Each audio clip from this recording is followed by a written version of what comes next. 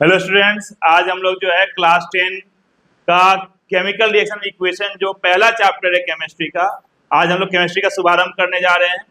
और इसमें जो भी बच्चे जिनका बैकलॉग से जिनका छूटा हुआ है चैप्टर और अभी एग्जाम सारे स्कूल में लगभग जो है फॉर्मेटिव असेसमेंट या यूनिट टेस्ट हो रहा है, तो वैसे बच्चे जो हैं इस वीडियो को पूरा देखें, क्योंकि यहाँ पे आपको पूरे के पूरे कंसेप्ट को एनसीईआरटी और एडवांस लेवल पे समझाया जाएगा, ताकि आप एग्जाम में किसी भी तरह के क्वेश्चंस को अटेम्प्ट कर सकते हैं, चाहे वो आपका मल्टीपल चॉइस क्वेश्चन हो, असर्शन रीजन हो, केस बेस्ड हो, किसी भी तरह का सवाल को जो है आप आसानी से वहां पे सॉल्व कर सकते हैं।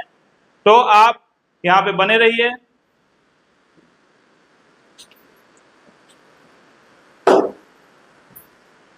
तो हम लोग आज देखने वाले हैं बच्चे केमिकल रिएक्शन इक्वेशन। सबसे पहले मैं बता दूं, ये केमिकल रिएक्शन और इक्वेशन ये जो टॉपिक क्लास 10 में ऐड किया गया है, ये हमारे फिजिकल लाइफ में और डे बाय डे जो हम लोग चीजों को एक्सपीरियंस करते हैं, उन्हीं चीजों को रिलेट करके चैप्टर में बताया गया है कि कैसे कोई सब्सटेंस बर्न करता है, या रस्टिंग ऑफ आयरन होता है वो कैसे होता है, लैक्टिक एसिड का फॉर्मेशन मिल्क में जब कर्ड का फॉर्मेशन होता है तो वो कर्ड जो बनता है वो लैक्टिक एसिड का जो फॉर्मेशन होता है वो कैसे होता है, और भी बहुत सारे जो chemical reaction day by day होता है। जैसे हम लोग देख सकते हैं कि अगर घर में बहुत सारे गार्बेजेस जब जमा हो जाते हैं, उनको हम लोग डिकम्पोज करते हैं, तो वहां पे भी अलग अलग रसायन बनता है, मीथेन गैस का फॉर्मेशन होता है। तो ये सब जो है ये केमिकल जो चेंजेस होता है वो केमिकल चेंजेस के बारे में हम लोग जानेंगे। इसके पहले आप प्रीवियस क्लासेस में केमिकल चेंज और फिजिकल चेंज के बारे में पढ़े हुए हैं कि क्या होता है केमिकल चेंज और क्या होता है फिजिकल चेंज। हम लोग एक एक चीजों को यहाँ पे पॉइंट बाय पॉइंट करके देखते हैं। सबसे पहले हम लोग केमिकल रिएक्शन को डिफाइन कैसे करेंगे बच्चे। तो केमिकल रिएक्शन जो है, अगर हम बात करें केमिकल रिएक्शन की बात करें, तो केमिकल रिएक्शन क्या होता है, ये आपके बैकबोन ऑफ आवर वर्ल्ड, ये पूरे जितनी भी एक्टिविटीज आप देखते हैं डे बाय डे हमारे लाइफ में, डेली लाइफ में ये चीज हमें ऑब्जर्व करने को मिलता है। तो यहाँ पे आप देखिएगा कि केमिकल रिएक्शन जो होता है ये बैकबोन है वर्ल्ड का। पूरे जो विश्व में जितनी भी चीजें हो रही हैं, या न्यू क्रिएशन हो रहा है, या फिर जो भी चीज अकर हो रहा है डे बाय डे, वो जितने भी केमिकली रिएक्ट होते हैं वो सारे जो चीज, जैसे कि आप भोजन भी करते हो तो भोजन आपके शरीर में जाकर जो पाचन क्रिया होती है स्टोमक में, ये भी एक तरह का केमिकल रिएक्शन है। माउथ में म्यूकस का सिक्रेशन होना, वहां पे सेलेब्री एमाइलेज का कॉम्प्लेक्स शुगर को तोड़ना, ये सारे जो है केमिकल रिएक्शन ही हैं।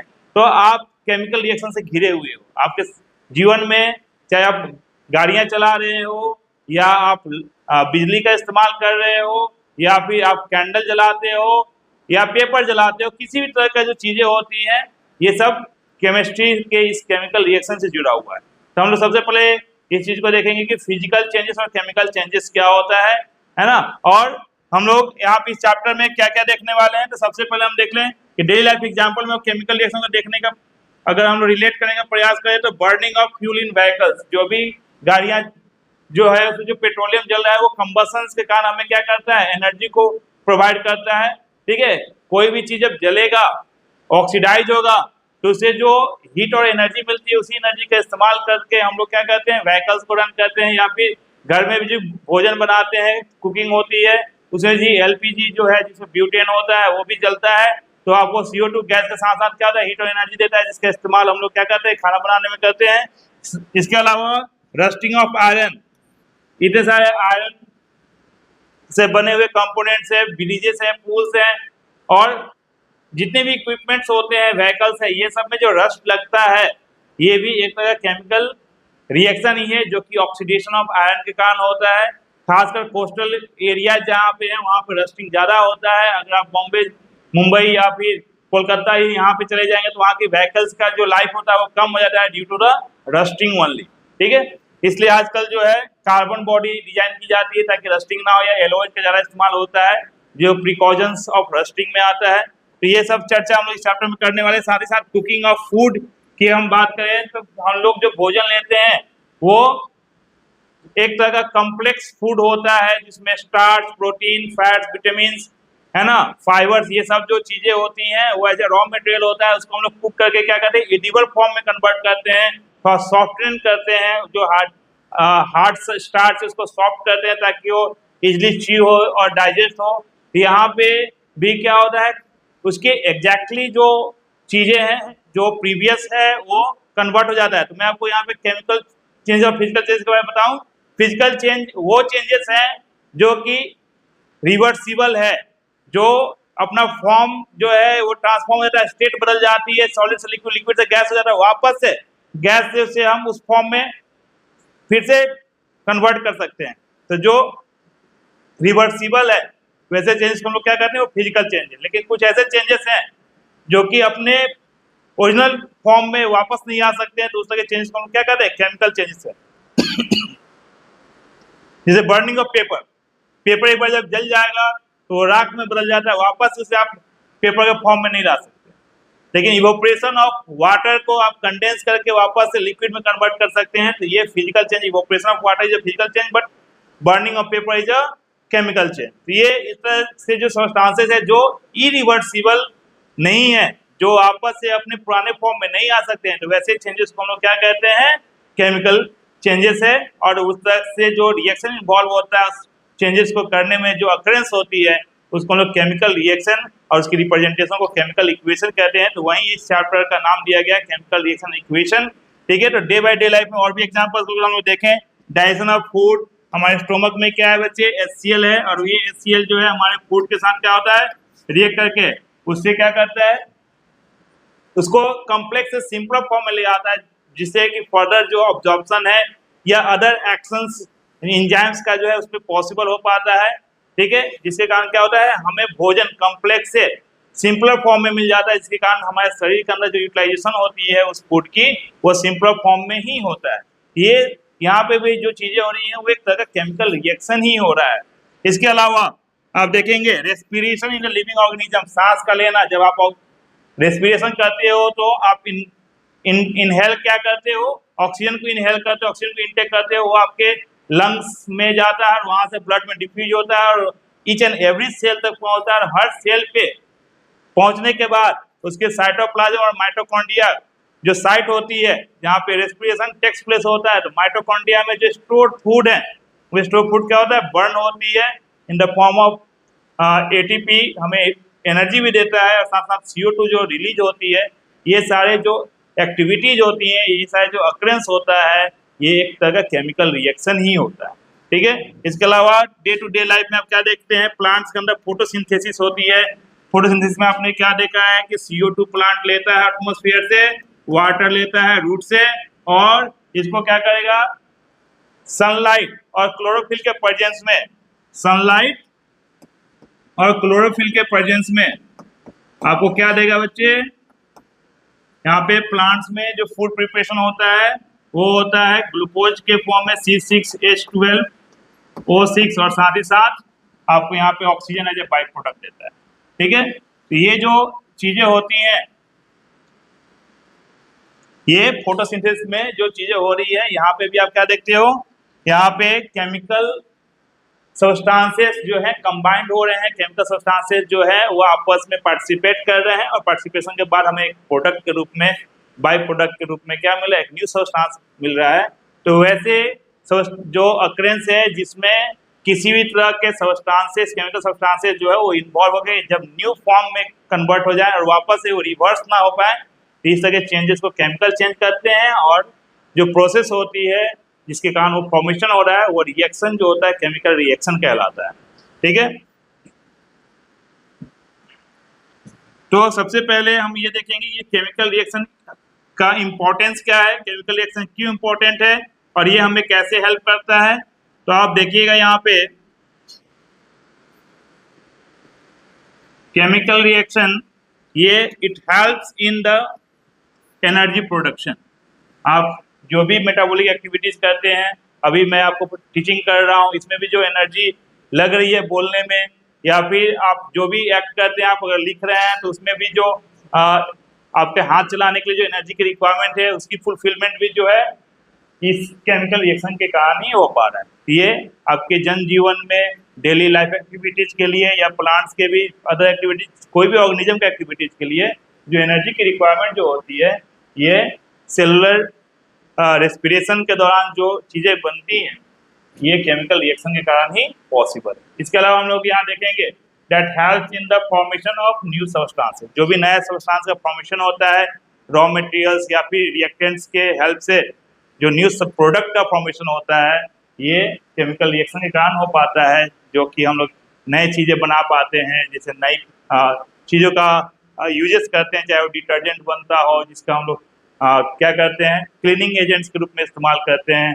या फिर और भी बहुत सारे सब्सटेंसेस हैं जिसको हम लोग इम्प्लीमेंट कराते हैं अपने डे बाय डे लाइफ में, जैसे दूध से दही का बनना, है ना, या फिर खाने का प्रिपरेशन होना, किसी भी दाल से प्रोटीन का मिलना, ये सारी जो चीज़ें हैं ये सब केमिकल रिएक्शन का ही एक इम्पोर्टेंस है, जो कि आपके जीवन में आपको बहुत ही मदद करता है। इसके अलावा भी लाइट एनर्जी से केमिकल एनर्जी का बनना, या केमिकल एनर्जी से लाइट एनर्जी का फॉर्मेशन होना, विंड एनर्जी से मैकेनिकल एनर्जी में उसको कन्वर्ट करना, तो इस तरह के बहुत सारे प्रोसीजर हैं जिसमें हम लोग क्या देखते हैं कि फिजिकल चेंजेस के साथ साथ केमिकल चेंजेस भी हो रहे हैं। बर्निंग ऑफ कैंडल में दोनों चीज़ें होती हैं, फिजिकल चेंज भी होता है और केमिकल चेंजेस भी होता है। जैसे हीटिंग इफेक्ट का जो वैक्स मेल्ट करता है तो एक फिजिकल चेंज है जिसको वापस से हम लोग रीयूज कर सकते हैं, लेकिन जो वैक्स जल जाता है कार्बन डाइऑक्साइड में कन्वर्ट हो जाता है तो वो क्या है, वो एक तरह केमिकल रिएक्शन के कारण होता है, केमिकल चेंजेस के कारण होता है। तो ये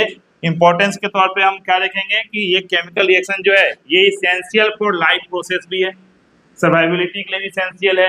आप देख सकते हैं डाइजेशन में भी केमिकल रिएक्शन होता है, रेस्पिरेशन में भी केमिकल रिएक्शन होता है, एक्सक्रीशन में भी केमिकल रिएक्शन होता है, और जो भी इंजाइम्स वगैरह एज ए केमिकल इंजाइम्स जो है एक्ट करते हैं आपके लाइफ प्रोसेस में, ये सब जो है इसी केमिकल रिएक्शन का एक इम्पोर्टेंट पार्ट है। इसके अलावा हम लोग क्या देखते हैं कि that's also use in industries, medicine, fertilisers का जो फॉर्मेशन होता है, ये सारे चीज़ें जो है ड्यू टू केमिकल रिएक्शन ही हो पाता है, ठीक है ना। इंडस्ट्रीज में कैसे इस्तेमाल होगा, इंडस्ट्रीज में आप देखते हैं कि अलग अलग इक्विपमेंट बनता है, मेडिसिन बनते हैं, मेडिसिन में भी बायोकेमिकल्स का हम लोग इस्तेमाल करते हैं, एक सॉल्ट से दूसरे सॉल्ट के साथ उसकी कॉम्बिनेशन दिखाते हैं, ठीक है, जो कि ट्रीटमेंट में इस्तेमाल होता है। इंडस्ट्रीज में आप जितने भी फाइबर प्लास्टिक फाइबर्स का इस्तेमाल देखते हो, पॉलीफाइबर्स का फॉर्मेशन देखते हो, आप किसी भी तरह के इंडस्ट्री सेटअप में देखेंगे तो मैक्सिमम जो चीज़ें और डिपेंडेंसी उनकी जो किस में है तो केमिकल रिएक्शंस पे, ठीक, अलग अलग केमिकल्स, जैसे सबसे ज़्यादा अगर केमिकल्स का इस्तेमाल होता है तो सल्फ्यूरिक एसिड का इस्तेमाल होता है किसी भी इंडस्ट्री में, जिसको किंग ऑफ केमिकल्स भी कहा जाता है। तो ये सारे क्या है बच्चे, तो ये केमिकल रिएक्शंस में इनका बहुत ही इंपॉर्टेंट इसेंशियलिटी है, केमिकल रिएक्शन के कारण ही ये सारी चीज़ें पॉसिबल है। तो हम लोग इस चैप्टर में इनके जो आउटकम्स है क्या देखेंगे, इस चैप्टर में हम लोग आइडेंटिफाई करेंगे कि केमिकल रिएक्शंस जो हमारे डेली लाइफ में किस किस टाइप के केमिकल रिएक्शन है, टाइप्स ऑफ केमिकल रिएक्शन क्या क्या है। साथ ही साथ इस चैप्टर में हम लोग ये भी देखेंगे कि उसको हम कैसे रिप्रेजेंट कर सकते हैं, या उस तरह के इक्वेशन को हम लोग कैसे बैलेंस कर सकते हैं, उसमें कौन सा लॉ लगता है उसको बैलेंसिंग करने में, इस चीज़ को भी हम लोग यहाँ पे सीखने वाले हैं। साथ ही साथ हम लोग यहाँ पे केमिकल रिएक्शन में कौन कौन से रिएक्शन के टाइप्स हैं और एक टाइप्स जो है दूसरे टाइप से कैसे रिलेटेड है, कैसे उनके बीच में डिफरेंसेस आता है, इन सारी चीज़ों को हम यहाँ पे देखेंगे एक एक करके। और इसमें हम ये भी समझने का प्रयास करेंगे कि जो हमारे डे बाय डे लाइफ में सबसे ज़्यादा अगर चीज़ें इस्तेमाल होती हैं, जैसे ऑक्सीडेशन ऑफ सब्सटेंस, कोई ऑब्जेक्ट जो है कोई भी केमिकल रिएक्शन जहाँ ऑक्सीडेशन होता है वहाँ रिडक्शन भी होता है, और क्रोजन और डेंसिडिटी, डेंसिडिटी में डेली बेसिस पे आपके घर में जो भोजन होता है वो भोजन या तो स्पॉइल हो जाता है, खराब हो जाता है, डेंसिड हो जाता है, उसके टेस्ट चेंज हो जाते हैं, गर्मी दिनों में ज़्यादा प्रभाव होता है, ठीक है, दूध जो है वो लैक्टिक एसिड में कन्वर्ट होने का फट जाता है। ये सब जो चीज़ें हैं ये केमिकल रिएक्शन के वो कौन सा टाइप्स में हम लोग उसको देखेंगे, है ना। इन सारी चीज़ों को हम लोग डिटेल में इस चैप्टर में पढ़ने वाले हैं, तो बने रहिए आप, बस लाइव क्लास में भी जुड़े रहिए, साथ में शाम में जो लाइव क्लास 10th का हम लोग कर रहे हैं, है ना, वो आपको इसके लिए प्रायर मैसेज आएगा इस चैनल पे कि लाइव क्लासेस कब होंगी। डेली बेसिस पे रात के 9 से 10 बजे हुआ, सप्ताह में किसी दिन नहीं हो पाता है due to some other schedules, लेकिन ज़्यादातर जो है रात से 9 के 10 बजे सप्ताह में जो आपके क्लासेस होंगे इसके आपको प्रायर मैसेज जो है अरेंज करिएगा क्लास को शेड्यूल करके, तो आप उसमें जुड़े रहिए। और साथ ही साथ आपको हर चैप्टर का जो है आपको ऐसे ही वीडियोज मिलते रहेंगे, आप अपने दोस्तों को भी शेयर करके इस चैप्टर के बारे में बताइए और कनेक्ट कीजिए ज़्यादा से ज़्यादा बच्चों को जो फ्री ऑफ कॉस्ट जो है क्लास 10 की प्रिपरेशन कर सके RMT के इस चैनल पे। देखते हैं बच्चों, सबसे पहले हम लोग केमिकल रिएक्शन को एग्जाम में अगर सवाल आता है कि व्हाट इज केमिकल रिएक्शन, तो उसको कैसे डिफाइन कर सकते हैं। तो केमिकल रिएक्शन में आप इसको आसान भाषा में डिफाइन कर सकते हैं। Chemical reaction is a process in which one और मोर सब्सटेंसेस, जिसको हम रिएक्टेंट्स कहते हैं, that changes into new substance and that's with a different properties. उनके रिएक्टेंट्स और जो रिएक्टेंट्स है और जो न्यू सब्सटेंस प्रोडक्ट के रूप में फॉर्म होता है, reactants combines together during the chemical reaction to gives us a new product that is known as a chemical reaction। इसको डिफाइन कैसे करेंगे? A chemical reaction is a process in which one or more substances changes into new substances, new products, okay, with the different properties known as a chemical reaction। ठीक है, यहाँ पे हम देखेंगे chemical reaction में जो सब्सटेंसेस फॉर्मेशन होगा, new substances, characteristics क्या है केमिकल रिएक्शन का। यहाँ सबसे पहला तो नया सब्सटेंस फॉर्मेशन होगा, साथ ही साथ ये यूजुअली इरिवर्सिबल होता है। बहुत ही कम ऐसे केमिकल रिएक्शन है जिसको रिवर्स किया जा सकता है। ठीक है, जैसे सॉफ्टनिफिकेशन रिएक्शन को हम लोग थोड़ा सा रिवर्स कर सकते हैं, है ना, उसको वापस से हम लोग एस्टिफिकेशन सॉफ्टनिफिकेशन में एक रिलेशन दिखा सकते हैं कि वो रिवर्सिबल है, लेकिन एक लिमिटेशंस के साथ है। एनर्जी चेंज होता है इसमें, एनर्जी न्यू एनर्जी का फॉर्मेशन होता है। अगर हम दो रॉ या दो रिएक्टेंट्स को लेते हैं तो जब उनकी कॉम्बिनेशन होती है उसके साथ वो एक्सोथर्मिक भी होते हैं। कुछ कुछ ऐसे हैं जिसमें एनर्जी की रिक्वायरमेंट होती है उनको स्प्लिट या तोड़ने के लिए, जिसको हम इंडोथर्मिक केमिकल रिएक्शन कहते हैं। तो हम उसके टाइप्स को जब पढ़ेंगे तो उसके बारे में चर्चा करेंगे। साथ ही साथ हम यहाँ देखेंगे कि जब केमिकल रिएक्शन होता है तो चेंज इन कलर भी हमें ऑब्जर्वेशन में मिलता है, टेम्परेचर, स्टेट, स्मेल एक्सेट्रा, ये सारे जो ऑब्जर्वेशन है। तो ड्यूरिंग केमिकल रिएक्शन बहुत सारे ऑब्जर्वेशन थे, इस पर सवाल भी पूछा गया बोर्ड एग्जाम में कि what are the observations during the chemical reaction, mention the observation during the chemical reaction. तो इसमें आप क्या क्या मेंशन कर सकते हैं? जब केमिकल रिएक्शन होती है, दो रिएक्टेंट आपस में कंबाइन होता है तो उसमें इवोल्यूशन ऑफ गैस होता है, चेंज इन कलर होता है। जैसे वो उनकी कलर जो है पहले अगर कलरलेस होती है तो जब प्रिसिपिटेट बनता है तो उसमें उनकी कलर भी बदल सकती है ना, व्हाइट कलर में कन्वर्ट हो जाएंगे, येलो। ऐसे आपके एनसीईआरटी में जो एग्जांपल दिए हैं इसमें व्हाइट प्रिसिपिटेट, येलो प्रिसिपिटेट बन रहा है। ठीक है, साथ ही साथ आप उसमें कॉपर सल्फेट और आयरन के साथ जब आपस में कॉम्बिनेशन रिएक्शन करते हैं तो वहाँ पे डिस्प्लेसमेंट भी दिखता है कि कॉपर जो है डिस्प्लेस हो जाता है और आयरन के साथ वो क्या हो जाता है, उसकी जो ब्लू कलर थी, ब्लू से वो ग्रीन कलर में कन्वर्ट हो जाएगा। ये सब जो है आपको यहाँ विजुअलाइज करके भी दिखाया जाएगा और यहाँ पे एक एक पॉइंट को जो है समझाया जाएगा, एक्टिविटी भी यहाँ पे आपको बताने का प्रयास किया जाएगा बच्चों को, ताकि हर कंसेप्ट जो है केमिकल रिएक्शन का क्लियर रहे और आप एग्जाम में किसी भी तरह से जो सवाल पूछे उसको आप इजीली आंसर कर सकें। यहाँ पे आप क्या देखेंगे और एट लास्ट कैरेक्टरिस्टिक्स क्या होगा केमिकल रिएक्शन का, तो यहाँ पे गैस फॉर्मेशन, पीपीटी जिसको प्रिसिपिटेट कहते हैं, साथ साथ लाइट भी इवॉल्व होता है, जैसे कि मैग्नेशियम रिबन को जब आप बर्न करते हो डैजलिंग फ्लेम निकलता है। ये सब क्या है, these all are the characteristics of the chemical reaction. मतलब आप कैसे समझोगे कि केमिकल रिएक्शन हो रहा है? तो केमिकल रिएक्शन जब होगा तो आपको वहां से बहुत सारे नई चीजें या नए चेंजेस को देखने को मिलेगा। जैसे अगर आप क्या करते हो, दो रिएक्टेंट्स को लेते हो, उनको आपस में मर्ज करोगे तो वहां पे एक नया स्टेट बदल सकता है, जो लिक्विड से वो गैस में कन्वर्ट हो जाएंगे, या फिर वो दो, एक सॉलिड है एक लिक्विड है, तो क्या होंगे, कंप्लीटली वो स्टेट बदल सकता है, सॉलिड से वो लिक्विड या गैस में बदल जाएगा, है ना। ये इस तरह के केमिकल चेंजेस मिलेगा। साथ ही साथ टेम्परेचर में बदलाव, जब वो क्या होगा, जैसे एक रूम टेम्परेचर पे नॉर्मल है, जब वो आपस में क्या होंगे, कंबाइंड होंगे, तो वहां पे टेम्परेचर में चेंज होगा। ठीक है, चेंज इन टेम्परेचर, साथ साथ गैस का इवोल्यूशन होगा। जैसे हाइड्रोजन गैस का प्रिपरेशन होगा, जब मेटल किसी एसिड से रिएक्ट करता है तो हाइड्रोजन गैस का फॉर्मेशन होता है, जिसको हम लोग टेस्ट करने के लिए पॉपिंग साउंड, जब बर्निंग कैंडल या बर्निंग मैच स्टिक ले जाए तो वहाँ पॉपिंग साउंड आता है, जिससे हम उसमें केमिकल रिएक्शन जो हो रहा है उसके इफेक्ट्स को देख सकते हैं। तो समझ में आता है, क्योंकि बहुत सारी चीजें जो है कलरलेस हैं, जो ऐसे विजुअलाइज नहीं हो पाएंगे, आपको समझ नहीं आता है, तो उसको समझने के लिए उसकी प्रॉपर्टीज के हिसाब से हम क्या करते हैं, चेकआउट करते हैं कि हाँ वहाँ पे जो गैस बन रहा है कौन सा है। जैसे अगर CO2 गैस बन रहा है तो वहाँ पे अगर आप क्या मैच स्टिक्स या बर्निंग कैंडल को लेके जाएंगे तो क्या होगा, वो एक्सटिंग्विश कर जाएगा, मतलब बुझ जाएगा। ठीक है, तो इस तरह से हम लोग उसके प्रभाव को भी देखते हैं। साथ ही साथ यहाँ पे हम लोग क्या देखेंगे कि फिजिकल चेंज और केमिकल चेंज, ये दोनों में अंतर क्या है, क्योंकि अभी आप लोग क्लास 8 में फिजिकल चेंज केमिकल चेंजेस को पढ़ के आए हुए रहते हैं।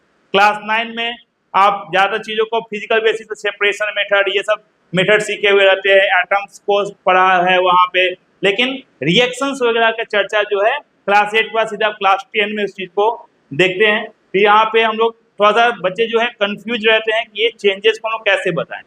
तो अगर आपसे ज्यादा तो सवाल पूछा नहीं अभी तक कि what are the change difference between physical and chemical change, ये क्लास 8 की क्वेश्चन है।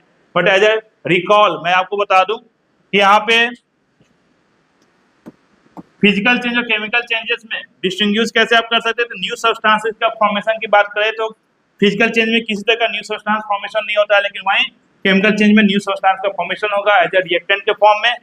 दूसरा रिवर्सिबिलिटी की बात करें तो यहाँ पे जो है ये रिवर्स होता है। फिजिकल चेंज में क्या होगा, वो रिवर्स होगा। अगर गैसेस फॉर्मेशन हो गया है तो उसको सब्लिमेशन में अगर solid directly convert to gas हो गया तो उसको कंडेंस करके हम क्या कर सकते हैं, वापस सॉलिड में कन्वर्ट कर सकते हैं। तो ये क्या हो सकता है, रिवर्स हो सकता है। लेकिन यहाँ पे यूजुअली ये रिवर्स नहीं होता है। रियरली कभी कभी कोई केमिकल रिएक्शन जो है वो रिवर्सिबल हो सकता है, ठीक है। तो इसलिए वहां पे हम इसको यूजुअली क्या कहते हैं, इरिवर्सिबल। यूजुअली वर्ड का इस्तेमाल जो किया गया इसीलिए किया गया है।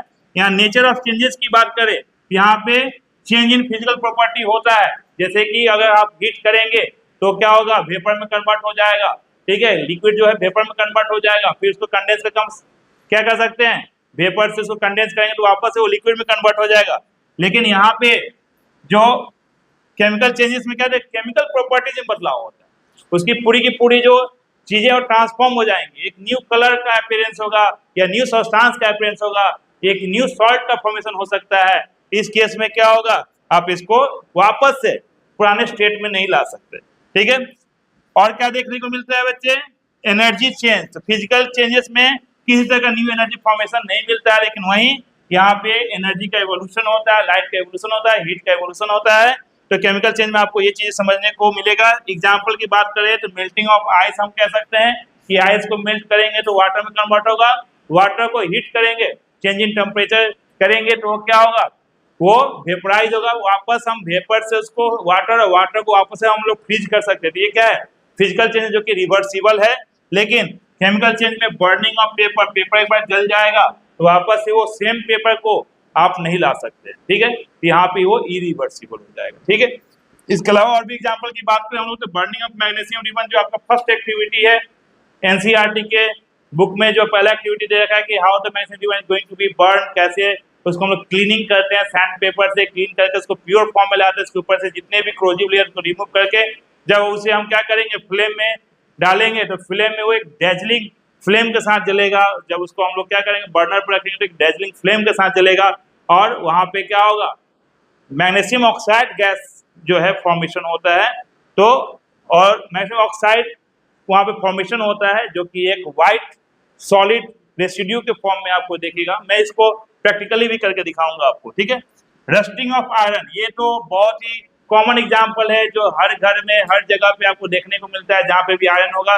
अभी बारिश का मौसम है, सबसे ज्यादा रस्ट, अभी जितने भी आयरन रॉड्स वगैरह घर के कंस्ट्रक्शन में लगे होंगे सारे आयरन रॉड्स पे क्रोजन आपको दिखेगा, वहां पे रेडिश ब्राउन कोटिंग दिखाई देता है आयरन रॉड्स के ऊपर। ये क्या है, आपका रस्टिंग ऑफ आयरन है। साथ ही साथ रिएक्शन ऑफ विनेगर की बात करें तो विनेगर को बेकिंग सोडा के साथ हम रिएक्शन कराएंगे तो ये एसिड है और ये बेस अब वो क्या करेगा, न्यूट्रलाइज करके सॉल्ट फॉर्मेशन करता है।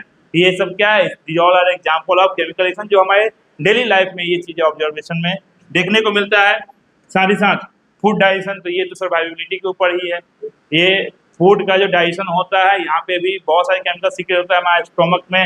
जो डाइजेस्टिव जूस है, डाइजेस्टिव जूस में आपको HCl, पेप्सिन, ट्रिप्सिन, म्यूकस, ये सब जो है। इसके अलावा भी बहुत सारी एंजाइम जो वहाँ पे सीक्रेट होता है और आपको फूड को डिकम्पोज करके सिंप्लीफाई करके उसका बॉडी में ऑब्जॉर्प्शन और यूटिलाइजेशन के ऊपर जो कार्य होती है सारे केमिकल रिएक्शन के कारण ही होता है, ठीक है। नेक्स्ट बच्चों हम लोग देखेंगे कि केमिकल रिएक्शन को हम लोग रिप्रेजेंट कैसे करते हैं। केमिकल रिएक्शन जो है वो हम लोग रिप्रेजेंट कैसे करते हैं। रिप्रेजेंटेशन के तौर पे देखें तो अगर हम स्टेटमेंट पर अगर उसको रिप्रेजेंट करते हैं तो वो क्या हो जाएगा, वर्ड इक्वेशन हो जाएगा। अगर उसी चीज को हम लोग क्या कहेंगे, अगर सिंबलाइज कर देंगे, सिंबल के रूप में रिप्रेजेंट करेंगे along with the addition sign और एरो, तो क्या हो जाएगा हमारा, तो सिंबॉलिकल रिप्रेजेंटेशन हो जाएगा। आप यहाँ पे देख सकते हैं इक्वेशन क्या होता है, you always comes to be no.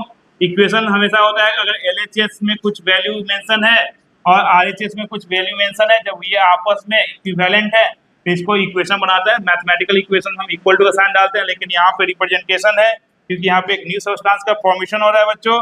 यहाँ पे हम लोग जो है इक्वल टू का साइन देखेंगे, एरो से रिप्रेजेंट करते हैं कि this is not going to be reversible, this combines to forms a new substance in that is the reactant and the product. ठीक है, तो यहाँ पे रिप्रेजेंटेशन जो होता है वो इक्वेशन फॉर्मेशन में होता है। तो हम यहाँ पे डिफाइन कर सकते हैं कि केमिकल इक्वेशन क्या है।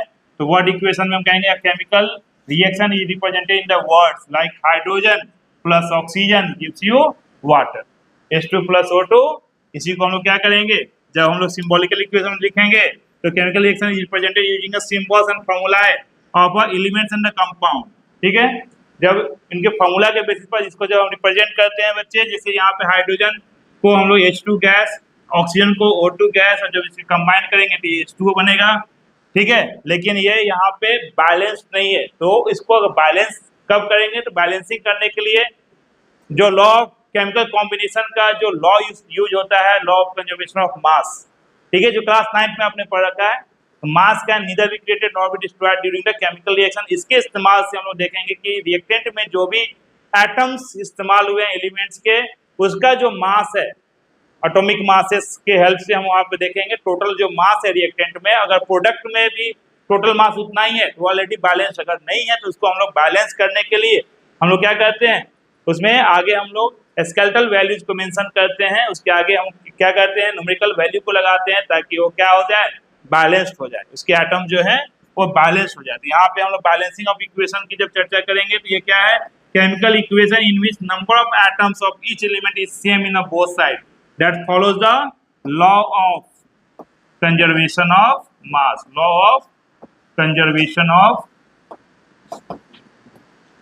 mass। अगर आपसे पूछता है कि on what basis we are going to balance the chemical reaction, तो केमिकल रिएक्शन को बैलेंसिंग करने के लिए हम जो लॉ का इस्तेमाल करते हैं वो है law of conservation of mass, जिसको हम लोग क्या कहते हैं, मास can neither be created nor be destroyed during the chemical reaction. किसी भी तरह का रासायनिक अभिक्रिया या केमिकल रिएक्शन के दौरान रिएक्टेंट और प्रोडक्ट में यूज किए हुए सब्सटेंसेस के मास में कोई बदलाव नहीं होता है। ठीक है, ना ही किसी तरह का मास में न्यू फॉर्मेशन होगा, ना ही कोई लॉस ऑफ मास होता है, हमेशा ये स्टेबल होते हैं। तो इसी चीज को हम लोग यहाँ देखेंगे। यहाँ पे हमने क्या देखा, हाइड्रोजन जो है यहाँ 2 एटम है, ऑक्सीजन का यहाँ पे 2 एटम है, लेकिन यहाँ पे आपको क्या दिख रहा है, हाइड्रोजन का 2 एटम बट ऑक्सीजन का 1 ही एटम है। तो क्या ये बैलेंस्ड है? नहीं है, क्योंकि एटम के बेसिस पे ही इनका मासेस होगा। Number of atoms gives you the total masses, क्योंकि एक एटम का, जैसे हाइड्रोजन के एक एटम का मास 1 U लेते हैं, ऑक्सीजन का 1 एटम का मास हम लोग क्या लेते हैं, 16 U लेते हैं। तो उसके बेसिस पर जब हम लोग कैलकुलेट करेंगे तो अगर 2 एटम है तो 2 U हो जाएगा, है ना, 4 एटम तो 4 U हो जाएगा। तो उसके रिस्पेक्ट में ऑक्सीजन के जो मासेस हैं, क्या वो बाय प्रोडक्ट के रूप में यहाँ पे हम देखेंगे जो H2 है तो उसके बैलेंस है या नहीं है। इसको बैलेंसिंग करने के लिए हम क्या करेंगे, यहाँ पे अगर हम आगे 2 लगाते हैं, 2 टाइम्स ऑफ H2 अगर हम लेते हैं तो टोटल कितना हो जाएगा, हाइड्रोजन के टोटल जो यहाँ पे एटम्स हैं वो हो जाएंगे 4। ठीक है, ऑक्सीजन यहाँ पे O2 है, ठीक है, तो ऑक्सीजन के यहाँ एटम है 2, है ना, और यहाँ पे 2H2O। अगर पूरा H2O में राइट हैंड साइड को अगर हम लोग क्या लगाते हैं, 2 ले लेते हैं तो ये हो जाएगा 2 टाइम्स ऑफ H2 और 2 टाइम्स ऑफ O। यहाँ पे O कितना मिल गया, 2 एटम, और ये यहाँ पे 2 2 जा 4। तो आप यहाँ पे देखेंगे कि ये RHS और LHS की जो वैल्यू है, ये आपस में नंबर ऑफ एटम जब इक्वल हो गए तो उनके मासेस भी आपस में क्या हो जाएंगे, इक्वल हो जाएंगे। तो यहाँ पे ये RHS और LHS को जब आप देखेंगे तो ये अगर दोनों तरफ इक्वल है, 4 हाइड्रोजन का एटम यहाँ भी और 2 ऑक्सीजन का एटम है, तो क्या होगा, ये बैलेंस्ड केमिकल रिएक्शन हो जाएगा। तो बैलेंसिंग करने के लिए हम क्या करते हैं, उनके टोटल नंबर ऑफ एटम्स को हम लोग देखते हैं कि दोनों तरफ नंबर ऑफ एटम्स इक्वल है या नहीं है, और नहीं है तो उनको हम इक्वल करने के लिए न्यूमेरिकल वैल्यूज का इस्तेमाल करते हैं, जो कि आगे की तरफ लगाया था। और आगे की तरफ इसलिए लगाया था, हम इस वैल्यू को जैसे H2 plus O2 gives you H2O में ये वैल्यू को हम जैसे यहाँ पे 2H2 लगाया और यहाँ पे 2H2O लगाया, अगर इस वैल्यू को अगर हम पीछे यहाँ लगाएंगे तो क्या हो जाएगा, पूरे के पूरे रिएक्शन में आप एक सिंगल एटम के वैल्यू को चेंज नहीं कर सकते। इसके लिए आपको कंबाइंड स्टेट में ही चेंज करना होता है, अदरवाइज वो पूरे का पूरा जो है क्योंकि यहाँ पे एक अलग सब्सटेंस है H2O वाटर के फॉर्म में। तो वाटर के फॉर्म में क्यों आप ऑक्सीजन के वैल्यू को चेंज करेंगे तो वो फॉर्म ही बदल जाएगा, तो फिर जो एग्जिस्टेंस है वो एग्जिस्टेंस के ऊपर ही क्वेश्चनिंग होना शुरू हो जाएगा। They are not going to exist in that form, इसलिए हम पीछे से नहीं लगा सकते हैं, हम आगे उनके पूरे होल वैल्यूज में जो है न्यूमेरिकल वैल्यू को इम्प्लीमेंट करते हैं और उसको बैलेंस करते हैं, ठीक है। अदरवाइज इसका पूरा का पूरा जो फॉर्म है वही बदल जाएगा, ठीक है, क्योंकि उस तरह का जो एग्जिस्टेंस ही नहीं है सब्सटेंस का। तो आप यहाँ पे देख रहे होंगे कि हम बैलेंसिंग जो है इस तरह से हम लोग केमिकल इक्वेशन को बैलेंस कर सकते हैं। बैलेंसिंग के ऊपर पहले ज़्यादा सवाल आता था, अभी इक्का दुक्का कभी कोई सवाल आता है या खासकर आपको दे देगा MCQ में which one is the balance equation, ठीक है। पहले क्वेश्चन आते थे बैलेंसिंग में 5-5 क्वेश्चन आए हुए हैं 5 मार्क्स का, ठीक है। एक क्वेश्चन जो है 1-1 मार्क्स का 5 क्वेश्चन ऐसे दे देता था। लेकिन आजकल बैलेंसिंग के ऊपर बहुत कम सवाल आ गए हैं, क्योंकि अभी assertion reason, case based, types of chemical reaction, इस तरह के एक्टिविटीज के ऊपर ज़्यादा सवाल दे दिया है, ठीक है। बट ऐसा नहीं आ सकता है, सवाल आ सकते हैं, आपको उसके ऊपर काम करना पड़ेगा, उसके कंसेप्ट को क्लियर करके रखना पड़ेगा, ठीक है ना। हम लोग देखेंगे बच्चे अनबैलेंस्ड इक्वेशन क्या होता है। तो यहाँ पे देखेंगे जो रॉ इक्वेशन था हमारे पास हाइड्रोजन और ऑक्सीजन का, जो H2O दे रहा है, ये प्रॉपर बैलेंस्ड नहीं है, क्योंकि यहाँ पे 2 हाइड्रोजन एटम था, 2 ऑक्सीजन एटम था, लेकिन यहाँ पे प्रोडक्ट में ऑक्सीजन का 1 एटम कम है, सिर्फ 1 ही एटम है। ये क्या है, अनबैलेंस केमिकल इक्वेशन है, जिसको हम लोग कैसे कहते हैं, the chemical equation in which the number of atoms of each element is not same on the both side. दोनों साइड में जो है रिएक्टेंट प्रोडक्ट में अगर नंबर ऑफ एटम सेम नहीं है तो क्या है, इम्प्रॉपर इक्वेशन है या अनबैलेंस्ड इक्वेशन, ठीक है। बैलेंसिंग करने का क्या इंपॉर्टेंस है, क्यों बैलेंसिंग करना है, तो मैंने अभी आपको जस्ट बताया, ठीक है। अगर आपसे ये सवाल पूछता है what are the importance of balancing, तो आप इसको 4 पॉइंट में आप मेंशन कर सकते हैं। क्या है, it follows the law of conservation of mass, ठीक है, अभी जस्ट मैंने इसके स्टेटमेंट को आपको बताया भी था। दूसरा क्या है, it helps in finding out the correct mole ratio. Mole concept जो आपने क्लास 9 में पढ़ा है, आगे जाकर के 11th में भी पढ़ेंगे मोल कंसेप्ट के बारे में। तो मोल कंसेप्ट क्या करता है, ये मोल कंसेप्ट सब्सटेंसेस को मेजर करने के लिए एक कांस्टेंट वैल्यू लिया गया 6.02 × 10⁻23 को, क्या है, एटम्स, मॉलिक्यूल्स और आयंस के फॉर्म में, है ना। तो ये क्या करता है, ये बताता है कि एक फार्मूला मास है, मतलब वो 1 मोल फार्मूला मास जो है उसकी फिक्स्ड कांस्टेंट वैल्यू है, उसको रिप्रेजेंट करता है। और उस अगर वो यहाँ पे रिएक्टेंट और प्रोडक्ट्स में इक्वल नहीं होंगे तो वो अनबैलेंस्ड हो जाएगा, ठीक है ना। ये आपको करेक्ट करता है मोल रेशियोज को भी, साथ ही साथ it is necessary for stoichiometric calculation. Stoichiometric calculation में भी ये काफी एसेंशियल होता है बैलेंसिंग करना। और साथ ही साथ हम क्या देखेंगे, it helps in writing ionic equation, जो आयंस के एक्सचेंज होते हैं केमिकल रिएक्शन के दौरान, उसके भी जो इक्वेशन होता है वो उसको बैलेंस करता है। तो LHS that should be equal to RHS। यहाँ पे मैंने LHS जो है, यहाँ पे मैंने इसकी वैल्यूएशन दिखाया था, और ये जो RHS की वैल्यूएशन है मैंने यहाँ दिखाया है, ठीक है। That is LHS that should be equal to RHS, ठीक है ना। नेक्स्ट आप देखेंगे बच्चों, बैलेंसिंग केमिकल इक्वेशन में कुछ जो सवाल है, क्या मेथोडोलॉजी है उसको बैलेंसिंग करने का। तो जो कॉमनली क्लास 10 में जो इस्तेमाल होता है, वैसे बैलेंसिंग के तरीके अलग अलग हैं, ठीक है, लेकिन जो क्लास 10 में कॉमनली जो यूज होता है वो है हीट एंड ट्रायल मेथड, ठीक है। हम रैंडम नंबर्स को ले लेके प्लेस करके देखते हैं कि किससे जो है वो इक्वेट हो पा रहा है और दोनों तरफ इक्वल हो रहा है, ठीक है। तो हम यहाँ पे हीट एंड ट्रायल मेथड का इस्तेमाल करते हैं। तो यहाँ पे आप देखेंगे बैलेंसिंग करने के लिए कुछ सर्टेन स्टेप्स हैं। पहला स्टेप ये है कि आप अनबैलेंस्ड इक्वेशन को नॉर्मली जैसे कह रहा है कि hydrogen reacts with oxygen two gives you water, तो उसको अनबैलेंस करने का मतलब जनरल जो फॉर्मूलाज है हाइड्रोजन के, तो हाइड्रोजन किस फॉर्म में होगा, H के फॉर्म में तो होता नहीं है। हाइड्रोजन का एग्जिस्टेंस जो है वो गैसियस फॉर्म में H2, क्योंकि non metals never exist as a single atom, तो हमेशा वो कंबाइंड स्टेट में होंगे, चाहे वो खुद से अटैच हो या फिर किसी दूसरे एटम एलिमेंट के एटम से अटैच हो। तो यहाँ पे हाइड्रोजन की जो एग्जिस्टेंस होगी वो क्या होगा, H2 के फॉर्म में होगा, और ऑक्सीजन O2 के फॉर्म में। तो जो ये स्टेटमेंट सुन करके हमने जो जनरली लिखा वो क्या होगी, अनबैलेंस्ड इक्वेशन। अब इसके ऊपर हमें देखना है कि ये लॉ ऑफ कंजर्वेशन मास को फॉलो करता है या नहीं करता। दूसरा स्टेप हम लोग क्या देखेंगे, identify the most complex compound. यहाँ जो कंपाउंड इसको आइडेंटिफाई कीजिए, साथ ही साथ balance the atoms of the compounds first. दोनों तरफ क्या करेंगे, एटम्स को देखेंगे। यहाँ हाइड्रोजन का कितना है, 2 एटम, ऑक्सीजन का 2 एटम है, लेकिन यहाँ वाटर में H2 का मतलब हाइड्रोजन 2 है लेकिन ऑक्सीजन 1 है। तो यहाँ पे क्वेश्चनिंग है कि यहाँ पे ये 1 है जिसको बैलेंस करना है, तो balance the remaining atoms 1 by 1। यहाँ पे जैसे एक एग्जाम्पल के तौर पे आप देखिए, यहाँ पे आयरन और ऑक्सीजन से उनका रिएक्शन दिखाया गया है, जिसमें आपका फेरस ऑक्साइड Fe2O3, ठीक है, फेरिक ऑक्साइड है, फेरस ऑक्साइड नहीं, फेरस ऑक्साइड FeO होता है। यहाँ पे आयरन जो है जब ऑक्सीजन से रिएक्ट करता है तो Fe2O3 है। अगर हम इसको बैलेंसिंग करने का प्रयास करें तो सबसे पहले देखिए, यहाँ आयरन का 1 एटम है और यहाँ पे प्रोडक्ट में आयरन के 2 एटम अपीयर हो रहा है, और ऑक्सीजन 2 एटम है और यहाँ पे ऑक्सीजन का 3 एटम। तो क्या ये बैलेंस है? नहीं है, अनबैलेंस्ड है। इसको बैलेंसिंग करने के लिए हम क्या देखेंगे, सबसे पहले हम इनको रिप्रेजेंट करेंगे, प्रॉपर लिखेंगे, साथ ही साथ हम इसमें न्यूमेरिकल वैल्यूज को प्लेस करके देखेंगे हीट एंड कैलरीमीटर से कि वहाँ पे कौन सा नंबर को प्लेस करे ताकि वो दोनों तरफ जो है इक्वल वैल्यूज हो जाए। तो यहाँ पे 2 है तो 2 के मल्टीपल्स को हम देखेंगे।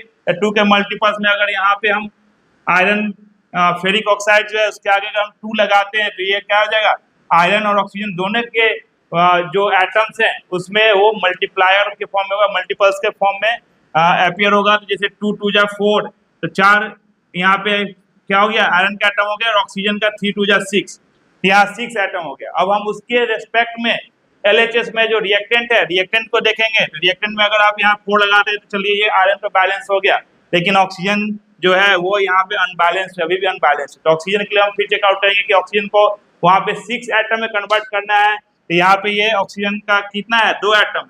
तो 2 के मल्टीप्लायर को चेक करेंगे कि 2 के टेबल में जो 6 एटम लाने के लिए कितने टाइम्स में आएगा, तो 3 टाइम्स में आएगा। तो यहाँ पे हम क्या करेंगे, वो 3 को प्लेस करके क्या दिखेगा, अब ये बैलेंस केमिकल इक्वेशन के रूप में आपको दिख रहा है। इस तरह से हम क्या करेंगे, हीट एंड कैलरीमीटर के इस्तेमाल करके केमिकल इक्वेशंस को बैलेंस करने का प्रयास करेंगे और इस तरह से बैलेंस हो जाएगा। ठीक है, आपको बहुत ही बेसिक केमिकल इक्वेशंस आता है, आपको फ्रैक्शनल फॉर्म में नहीं आएगा और ना ही आपको जो है अदर मेथड से बैलेंस करने के लिए आएगा। आपको सिर्फ और सिर्फ जो बैलेंसिंग आएगा वो हीट एंड ट्रायल मेथड्स में ही आएगा। ठीक है, कुछ क्वेश्चन है जिसको आप प्रैक्टिस कर लेंगे बच्चे। जैसे यहाँ पे देखिए अल्युमिनियम और HCl का दे रखा है, इसको बैलेंस करके हम लोग देखते हैं कैसे बैलेंसिंग होगा। तो यहाँ पे अल्युमिनियम 1 एटम है और यहाँ पे भी अल्युमिनियम 1 एटम है, लेकिन यहाँ पे हाइड्रोजन 1 एटम और यहाँ पे हाइड्रोजन 2 एटम। और क्लोरीन के साथ भी यहाँ पे देखिएगा तो क्लोरीन यहाँ पे 1 एटम, लेकिन यहाँ पे क्लोरीन 3 एटम। तो सबसे पहले तो हम यहाँ देखेंगे जो चेंजेस है इनके कारण, अगर इनके कारण चेंजेस है तो यहाँ पे हम वैसे वैल्यू को लेंगे। जैसे क्लोरीन यहाँ पे 3 है, लेकिन अगर हम यहाँ पे 3 आगे लगाते हैं तो हाइड्रोजन 3 हो जाएगा, और हाइड्रोजन 3 हो जाए तो यहाँ पे हाइड्रोजन कितना है, 2 है। 2 के टेबल में 3 तो आता ही नहीं, 2 के टेबल में 3 आता है क्या, तो उसके वैल्यूज को लेना थोड़ा सा डिफिकल्ट होगा। तो हम क्या करेंगे, इसका तरीका है, जैसे यहाँ पे क्लोरीन और हाइड्रोजन, यहाँ पे क्लोरीन 3 है और हाइड्रोजन 2 है, और यहाँ पे दोनों कंबाइंड स्टेट में, तो 2 और 3 का हम क्या करेंगे, वो फॉर्म लेंगे, जैसे एलसीएम फॉर्म ले लेंगे। एलसीएम फॉर्म में देखेंगे तो क्या होगा, दोनों का टेबल मारने वाला टर्म्स आ जाएगा। ठीक है, तो 2 और 3 का जो एलसीएम होता है वो 6 होता है। तो हम 6 एटम के रिस्पेक्ट में उसको देखने का प्रयास करें। 6 एटम के रिस्पेक्ट में यहाँ पे तो इनके साथ एक भी एटम नहीं है, एक एटम में है।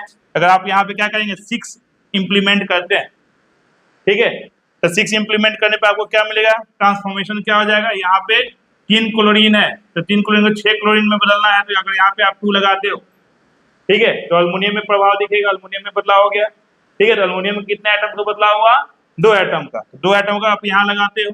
ठीक है, अब रह गया क्या, हाइड्रोजन। तो हाइड्रोजन यहाँ पे 2 है और यहाँ पे हाइड्रोजन 6 है, तो यहाँ पे आप 3 लगा दोगे तो ये आपका बैलेंस केमिकल इक्वेशन। समझ में आ रहा है क्या, कैसे बैलेंसिंग करेंगे, तो हम उसके मल्टीपल टर्म्स को भी चेक करने का प्रयास करेंगे कि इस तरह के जो वैल्यूएशन है अगर आ रहा है तो वो इजिली बैलेंस हो जाएगा। अगला क्वेश्चन देखते हैं, सोडियम विथ वाटर। तो सोडियम विथ वाटर आपको क्या मिलेगा, NaOH, साथ में इवोल्यूशन ऑफ हाइड्रोजन गैस।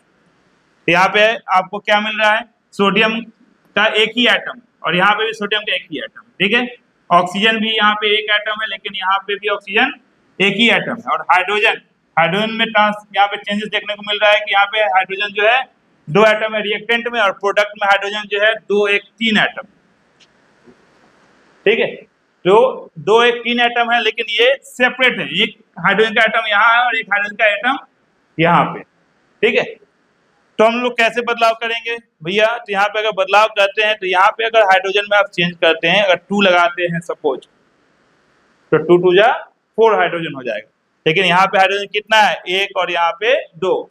तो 2 को अगर आप ना डिस्टर्ब करके यहाँ पे अगर डिस्टर्बेंस करते हैं, तो अगर यहाँ भी 2 आप लगाते हैं, यहाँ भी आप 2 लगाते हैं, तो क्या बदलाव दिखेगा, हाइड्रोजन 4 हो गया। अब यहाँ पे भी हाइड्रोजन 1 × 2 2 और 2 + 2 4, तो हाइड्रोजन बैलेंस होता हुआ दिख रहा है। साथ ही साथ ऑक्सीजन क्या है, 2 एटम है, तो यहाँ पे भी ऑक्सीजन 2 एटम हो गया। ठीक है, इनके कारण एक नया प्रभाव क्या दिखा, सोडियम के ऊपर प्रभाव दिख रहा है। सोडियम कितना हो गया, सोडियम 2 एटम यहाँ पे हो गया। ठीक है, लेकिन यहाँ पे सोडियम अकेला है, तो अकेले है, तो इन अकेला को हम लोग कितना भी एटम कर सकते हैं। ठीक है, यहाँ पे सोडियम में भी 2 लगा दिया, तो क्या यह बैलेंस दिख रहा है क्या, तीसरा से हो जाएगा बैलेंस्ड इक्वेशन। समझ में आया क्या। तीसरा देखिए, सिल्वर नाइट्रेट दे रखा है, साथ ही साथ सोडियम क्लोराइड दे रखा है। वैसे तो है ये डबल डिस्प्लेसमेंट रिएक्शन, जब टाइप्स ऑफ रिएक्शन पढ़ेंगे तो आपको उसमें समझ में आएगा। तो यहाँ पे क्या दिख रहा है कि सिल्वर नाइट्रेट और सोडियम क्लोराइड, और यहाँ पे ये डिस्प्लेस होकर क्या बन गया, सिल्वर क्लोराइड और सोडियम नाइट्रेट। यहाँ पे एटम्स जो है अलग अलग नंबर ऑफ एलिमेंट ज्यादा। ठीक है, तो जरा जितने नंबर ऑफ एलिमेंट बढ़ते जाएंगे, बैलेंसिंग उतना ट्रबल क्रिएट होना शुरू हो जाएगा, मतलब उतना डिफिकल्टी लेवल बढ़ जाता है। ठीक है, फिर भी हम लोग इसको पेशेंसली सॉल्व करेंगे। यहाँ पे देखिए सिल्वर कितना एटम है, 1, यहाँ सिल्वर 1 एटम है। ठीक है, सिल्वर साथ यहाँ क्लोरीन है 1 एटम, तो यहाँ भी क्लोरीन है 1 एटम। सोडियम है यहाँ पे 1 एटम, यहाँ भी सोडियम है 1 एटम। और नाइट्रेट में नाइट्रोजन 1 है, ऑक्सीजन 3 है, यहाँ भी ये ऑलरेडी बैलेंस है। क्या है बच्चे, ये ऑलरेडी बैलेंस, इसको डिस्टर्ब नहीं करेंगे, पहले से ही बैलेंस। इसमें रिएक्टेंट और प्रोडक्ट के जो नंबर्स ऑफ एटम है वो पहले से ही बराबर। तो उस तरह के एलिमेंट्स मतलब रिएक्शंस को हम डायरेक्टली जैसा है वैसा ही फिर बैलेंस में लिख देंगे, ऐसा नहीं छोड़ेंगे नहीं, फिर से उसको जैसा है वैसा ही लिख देंगे बैलेंस। ठीक है, तो बैलेंस केमिकल इक्वेशन हो जाएगा। नेक्स्ट जो है C3H8 + O2 क्या देगा, CO2 + H2O। ठीक है, ये क्या है, प्रोपेन C3H8 CnH2n + 2 होता है, वो क्लास चैप्टर 4 में आप पढ़ेंगे, है ना, कार्बन चैप्टर में। तो ये प्रोपेन जो है जब ऑक्सीजन से रिएक्ट करेगा तो कार्बन डाइऑक्साइड और वाटर देता है। तो यहाँ पे आप देखेंगे हाइड्रोजन कितने हैं, 8, कार्बन कितने हैं, 3, यहाँ पे हाइड्रोजन है 2 और कार्बन है 1, और साथ साथ ऑक्सीजन जो है ये 2 1 3 है। ठीक है, अगर हमें यहाँ पे कार्बन को 3 लाना है, तो कार्बन को 3 लाने के लिए अगर यहाँ पे आप 3 लगाते हो तो 3 कार्बन हो गया, लेकिन ऑक्सीजन कितना हो गया, 3 2 जा 6 और 1 7। यहाँ पे ऑक्सीजन कितना है 2, हाइड्रोजन 8 लाना है, तो यहाँ पे अगर आप 4 लगाते हो तो 4 2 जा 8 हाइड्रोजन तो हो जाएगा। ठीक है, प्रभाव किस पे पड़ा, ऑक्सीजन पे। ऑक्सीजन हो गया यहाँ पे 4 और यहाँ पे 6, टोटल हो गया 10, और यहाँ पे ऑक्सीजन है 2, तो यहाँ पे अगर आप 5 लगा देंगे तो ये हो जाएगा बैलेंस्ड केमिकल इक्वेशन। ठीक है, तीसरा से हो जाएगा बैलेंस्ड। अगला जो है आयरन को देखेंगे, Fe + CuSO4, यहाँ पे क्या बना रहे हैं, FeSO4। यहाँ पे ये डिस्प्लेसमेंट है, सिंगल डिस्प्लेसमेंट रिएक्शन में देख सकते हैं कि कॉपर, और ये एक्टिविटी में आपको एनसीईआरटी में दे रखा है। ठीक है, आयरन नील के साथ, उसको हम एक्टिविटी में देखेंगे कि आयरन नील को कैसे कॉपर सल्फेट जो ब्लू सोल्यूशन में डालते हैं, तो धीरे धीरे जो है 3-4 घंटे में क्या हो जाएगा, उसका ब्लूनेस जो है, ब्लू कलर जो है वो डिसअपियर होकर के किस में कन्वर्ट हो जाएगा, पेल ग्रीन, मतलब हल्के ग्रीन कलर में कन्वर्ट हो जाएगा, और आयरन नेल के ऊपर कॉपर जो है वो रेडिश ब्राउन कलर में सबमिट होना शुरू हो जाएगा। तो ये एक्टिविटी मैं आपको वहाँ पे विजुअलाइज करके दिखाऊंगा, है ना। एक्टिविटी में हम लोग देखेंगे कि ये आयरन जो है कॉपर सल्फेट को डिस्प्लेस करता है, बट यहाँ पे हमें बैलेंसिंग करना है। तो बैलेंसिंग के आप देखिएगा, यहाँ आयरन का एटम 1 एटम है, प्रोडक्ट में रिएक्टेंट में 1 ही एटम, कॉपर कितना है 1 एटम है, यहाँ भी कॉपर 1 ही एटम है। सल्फाइड में सल्फर जो है 1 एटम है, ऑक्सीजन 4, ये भी ऑलरेडी बैलेंस्ड है बच्चे, ये भी बैलेंस्ड है, इसको हमें अलग से बैलेंस करने की जरूरत नहीं है, हम इसको एज यूजुअल जैसा है वैसे लिख देंगे। ये हो गया बैलेंस्ड केमिकल इक्वेशन। तो इस तरह से हम लोग क्या कर देंगे, ये केमिकल इक्वेशन को बैलेंस्ड कर सकते हैं। समझ में आ रहा है क्या, कुछ यहाँ पे है सॉल्व्ड एग्जांपल भी देख सकते हैं आप, है ना। बैलेंसिंग समझ में आ गया। मुझे अभी तक लग रहा है कि एनसीईआरटी के हिसाब से या जो भी बोर्ड एग्जाम में क्लास 10 में जो सवाल आएंगे उसकी बैलेंसिंग इतने डिफिकल्ट नहीं होते हैं, तो ये इजिली आप इस तरह से बैलेंस कर सकते हैं। हम लोग आगे बढ़ते हैं। अभी हम लोग देखेंगे सबसे इम्पोर्टेंट पॉइंट जहाँ पे सबसे ज्यादा बच्चे जो है याद करने से भागते हैं, chemical types of chemical reactions. ठीक है, केमिस्ट्री में आपको टर्मिनोलॉजी भी याद करना है, केमिकल रिएक्शंस भी याद करने हैं, और फॉर्मूलाज आपको ज्यादा याद करके रखना है कि किसका क्या फॉर्मूला है, क्योंकि ये जब तक आदत में नहीं होगा तब तक आप उसको लिख नहीं पाओगे। इसको आदत में लाना है, क्योंकि ये सब जो चीजें हैं आप पहली बार पढ़ रहे हो, ठीक है ना। तो यहाँ पे आप क्या देखेंगे, types of chemical reaction generally जो एनसीईआरटी में दिया गया है ना, जिसके सब टाइप्स भी होते हैं। तो combination reaction, decomposition reaction, displacement, double displacement और रेडॉक्स रिएक्शन के फॉर्म में दिया है। लेकिन जब इस तरह के रिएक्शन होते हैं कॉम्बिनेशन में कंबसन भी होता है, जब दो सब्सटेंस बर्न करता है तो कॉम्बसन रिएक्शन भी वहाँ देखने को मिलेगा।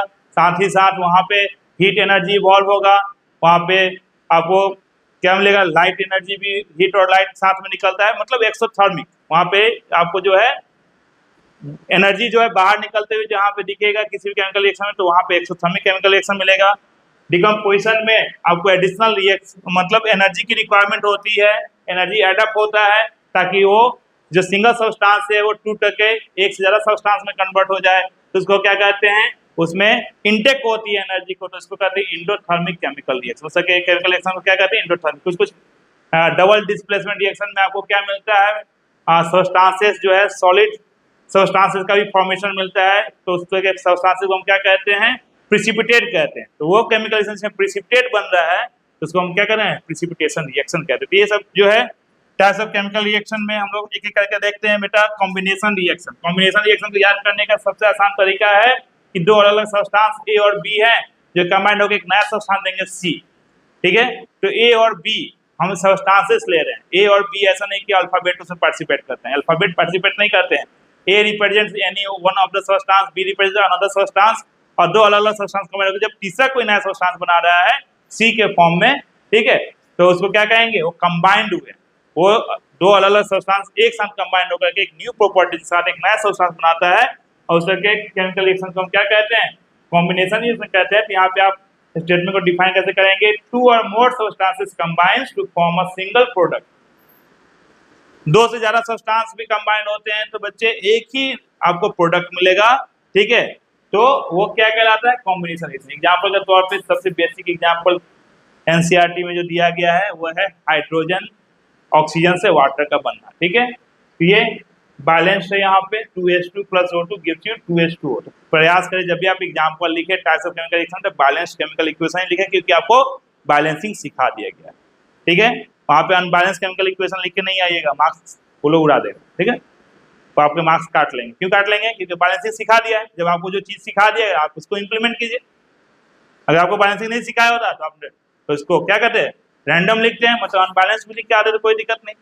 हाँ, जब बहुत प्रयास करने के बाद बैलेंस नहीं होता है तो आप ऐसे लिखकर छोड़ सकते हो, थोड़ा बहुत कंसिडरेबल होगा तो कंसिडरेबल कंसिडर कर लिया जाता है एग्जामिनर के द्वारा। लेकिन जिसे कि इस साल जो कॉपी चेकिंग हुआ है बच्चे, वो स्कैनिंग के दौरान कंप्यूटराइज कॉपी जो चेकिंग हो रहा है, अगर ये 10th क्लास में हो जाएगा तब तो वो बैलेंस्ड ही देखेगा। अगर बैलेंस्ड नहीं है तो आपके मार्क्स ऑटो डिडक्ट हो जाएंगे, ठीक है। ये सब चीज़ों का ख्याल रखिएगा, इसलिए तैयारी वैसा करें कि अगला जो है आपको किसी भी तरीके से झुका ना पाए, ठीक है, पूरी मजबूती के साथ। गलती करना ही क्यों है, अभी से हम पूरे जितने भी उतार चढ़ाव है सबको ध्यान में रखकर तैयारी करेंगे, जिसके कारण आपको किसी तरह का मार्क्स कटे नहीं, उनको मौका ही नहीं दे मार्क्स काटने के। हम हर तरह से प्रिपेयर होकर जाएंगे। अब कुछ भी पूछो, युद्ध में जब जाया जाता है तो हर हथियार से लैस होकर जाया जाता है। जहाँ पे जिसकी जरूरत पड़े, जहाँ पे चाकू की जरूरत है चाकू यूज करेंगे, जहाँ पे पिस्टल की जरूरत है पिस्टल यूज करेंगे, जहाँ पे AK-47 का इस्तेमाल करना है वहाँ पे AK-47 का इस्तेमाल करेंगे, जहाँ मिसाइल लॉन्चर के इस्तेमाल करना है मिसाइल लॉन्चर का इस्तेमाल करेंगे। एनी हाउ उनको डिस्ट्रॉय करके आना है। वैसे ही आपको एग्जाम में एज ए डिस्ट्रॉयर जाना है, क्वेश्चन जो भी पूछे आप उसको अच्छे से आंसर करके आना है, पूरे अच्छे से डिस्ट्रॉय करके आना है। नहीं तो आप वहां पे जाकर के हथियार और युद्ध में चले गए, युद्ध लड़ने और हथियार की तैयारी ही नहीं है, हथियार चलाने ही नहीं आ रहा है, तो क्या होगा, छल्ली छल्ली हो जाओगे, वहीं शहीद हो जाओगे, ठीक है। एग्जाम में भी बस पसीने छूटेंगे, हाँ, और लिखने को कुछ मिलेगा नहीं, दिमाग चलेगा ही नहीं, क्योंकि दिमाग को आदत नहीं है उस तरह की तैयारी करने का, तैयारी हुआ ही नहीं आपको। होता है ना, बहुत सारे लोग एग्जाम में बस बैठे रहते हैं। तो बोर्ड एग्जाम जो है आपका जीवन का एक पहला पड़ाव होता है। 3 घंटे में पूरा 15 साल का डिसीजन हो जाता है कि 15 साल में बच्चा बहुत पढ़ने में होशियार था या पढ़ने में बहुत ही कमजोर था, बकलोल था। हमारे यहाँ क्या कहते हैं, बकलोल बच्चा। ये जो वैल्यूएशन जो होती है वो 3 घंटे में ही हो जाता है। ठीक है।